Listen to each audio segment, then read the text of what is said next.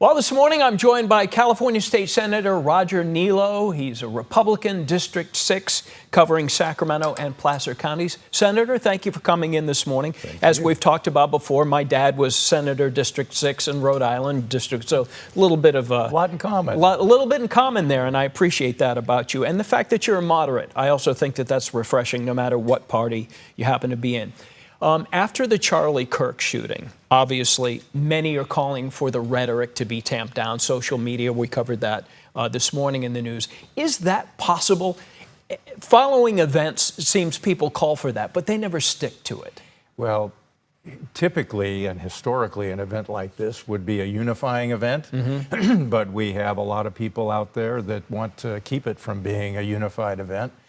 Plus the effect of the internet that exaggerates the negative, if that's what people are looking for.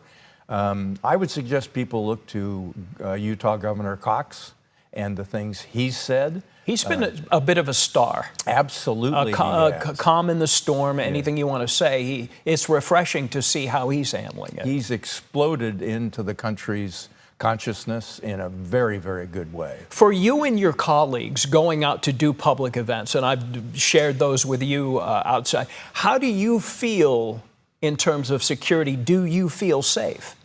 It's never an issue that really concerns me. I know there's possibilities of risk. You know, we get communication where people say some pretty horrible things, but it's never been an issue that has overly concerned me personally.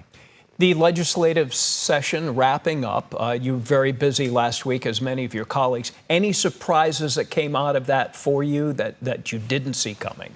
Well, the one surprise was something that, frankly, we all know, and that was a Cal Matters article that I've quoted several times, where a former speaker was quoted as saying they intentionally withhold details of last-minute negotiations. The Democrats. The Democrats, well, the majority party, they, in order to give lobbyists less time to react, and we lawmakers less time to think about it. We've always known that that's a strategy to control things and try to control the outcome. I've never seen anybody actually admit it, though. How do you get anything done for your agenda? As a Republican, you are overwhelmed by Democrats in the seats.